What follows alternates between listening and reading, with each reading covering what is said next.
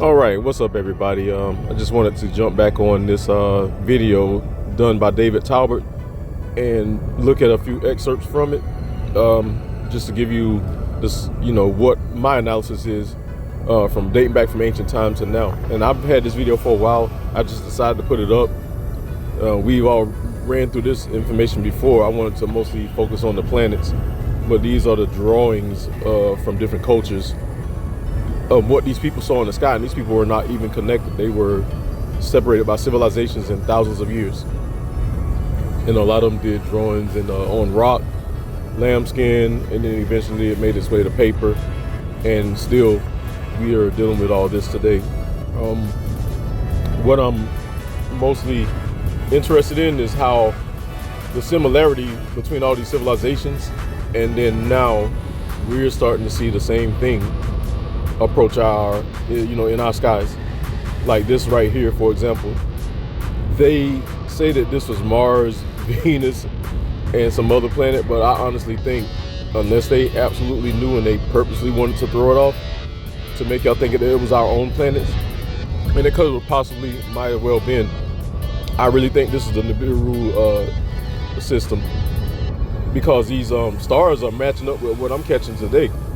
The difference is what I'm catching today compared to what they saw back then, unless, it looked the same. I think the planets now, since they have an elliptical orbit, they've traveled out into the void and have literally gotten beat up to the point where they're jagged. They probably were smooth, but you can tell there's some wear and tear on the planets that are crossing our skies today. They've been mixed with a lot of chemicals. They got a lot of cloudage with them.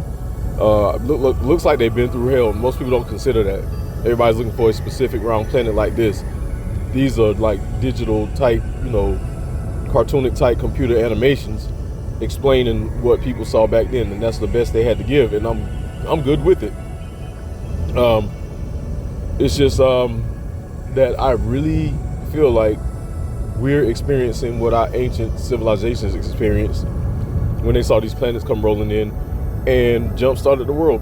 There's historical evidence that has been corroborated and put into books and computer data, storage, with all this, as well as these ancient relics and statues that they name these planets after, the Greek gods, all these different type gods that we have these stories with them talking about.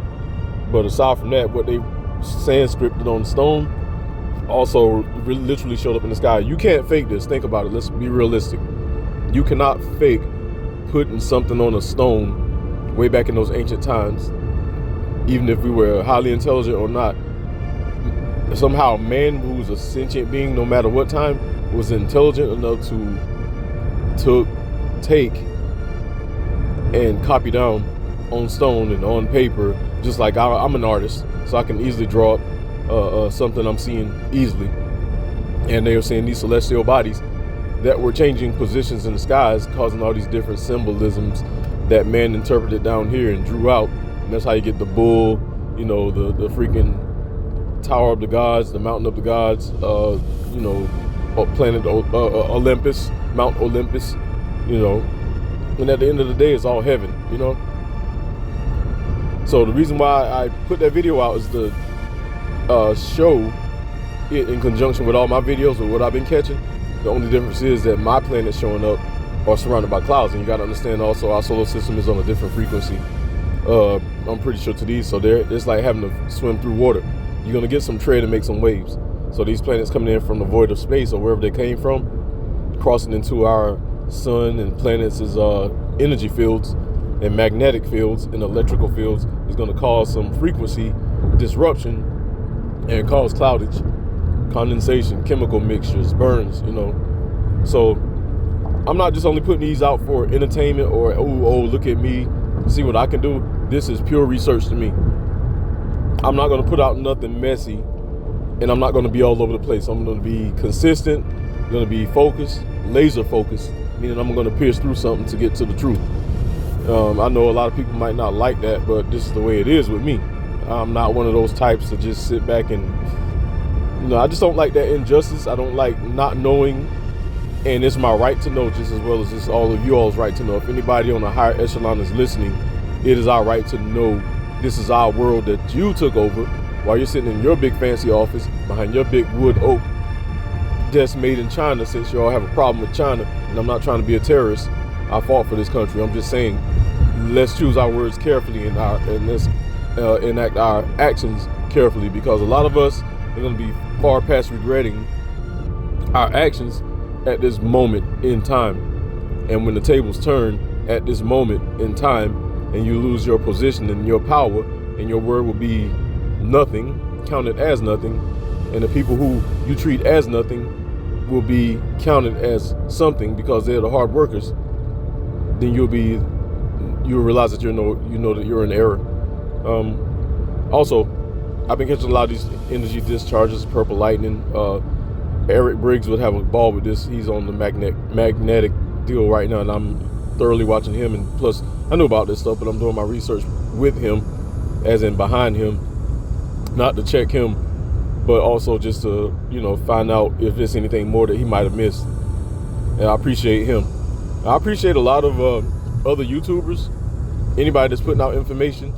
I don't just want an audience. I want everybody to talk to each other. And the only thing I have is that, unfortunately, persons at YouTube are keeping us from talking to each other, but this is realer than them. We thank you for letting us use your platform, YouTube, but you got to be fair across the board. You can't disconnect our communications, and you can't keep the world from seeing my videos, because I'm coming with a real truth. I'm not from the age of mystery. I'm not from the age of mystery. I'm from the age of knowing. I'm not a mysterious individual like that. So, y'all seen the total video with Dave Talbot, and big up to him. I appreciate him for doing the research, because I've had this video for a while, and I just was kind of observing it, and that's when I really started learning back in 2015, when I really got hard into it. I saw my first planets cross the sky in 2012 in the middle of the Atlantic Ocean and the Indian Ocean numerous times, and nobody really talked about it. I could see them on approach, and then it just got bigger and bigger and bigger in the sky. But it's cool. Just wanted to bring that out to you all, and we're gonna keep it moving. You know how we do. So with that being said, just gonna kind of let the video play on out and see if it's anything else I can hit on. Oh, this right here, this is a combination of all the planets in a conjunction doing an alignment. And if you look up above your head, like today is for me August 16, 2021, and it's been raining here. It's been raining here for 3 days. It'll start out clear, blue skies, beautiful, see the sun come up, then I'll see my planets come overhead and their asteroids and their moons, and then all of a sudden these clouds will sweep behind them, and these violent rains coming down really hard. I've had 3 days of raining like where I am. It's not cause the calendar's changing. This is not concurrent with the calendar. This is a reaction from all those heavenly bodies passing over our heads.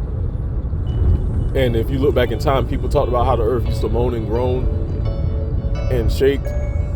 And you've seen these videos where people hear sounds coming from the sky. That was our planet being forced to adjust. Probably it was rolling over slightly, many couple of degrees, however it rolled over by measurement. I haven't heard that. Actually, I've heard it one time. Yeah, I heard it one time, and it sounded like a moaning, groaning animal. And it was just crazy because it caught me off guard, and that was around about 2016. Yeah, 2016. And it just was amazing to hear the earth groan.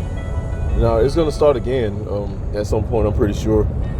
Right now, I've been feeling a lot of tremors, especially last week when Haiti had that 7.2. And before that, the Philippines had their, was it 7.4? So, it seems like the shock waves will get, the tremors and shock waves are getting closer to America. And I'm on the East Coast in Virginia. Now, these are the symbols that a lot of ancient people got from, like, the bull sitting on the rock, the bull's horn supporting heaven. Just, we've seen it before. And I'm glad to have been able to bring this to y'all. I knew that when I got this way back when I did, that I was going to have to give my account on it. But as far as those planets, I think that they were all saying that our planets were at one point closer to each other, and they probably could have well been, but I don't think they were that close. I think all of them got formed here and there as they came, however they were formed. But I think the planets that we're seeing now are the intersection between, everything that's passing over and passing around us. Because y'all are seeing it every day. You just don't recognize what you're seeing. And some people will reach and say, oh, well, your brain is just pretending that you're seeing that. No, I don't lie to myself. That's for people that imagine stuff. I don't imagine nothing. I call it like it is. So, with that being said, what I see is what I see. This is a plasma discharge coming off of what they could call Mars, but I would say that's probably Saturn, our red planet. I've caught the red planet projecting across the skies a lot. I got a picture, the photo I took before I really started videoing, where there were all these little stars around the sun. I think that was back in 2016. There was a blue one, a red one was a comet, and they were all just kind of slowly moving with the sun and around it. And I wish I would have videoed it, but I did take a picture, plenty of pictures. I'm gonna be putting that up. I'm going back through I have about 12 hard drives between 1 terabyte, 2 terabytes, and 4 terabytes that show, filled up with videos. I should have probably about 2,000 or 3,000 videos on my page, but I only got the selected ones I wanted to put up. Now I'll go back and grab the other ones now that I got more concrete evidence and let you see all the the chaos that I've caught.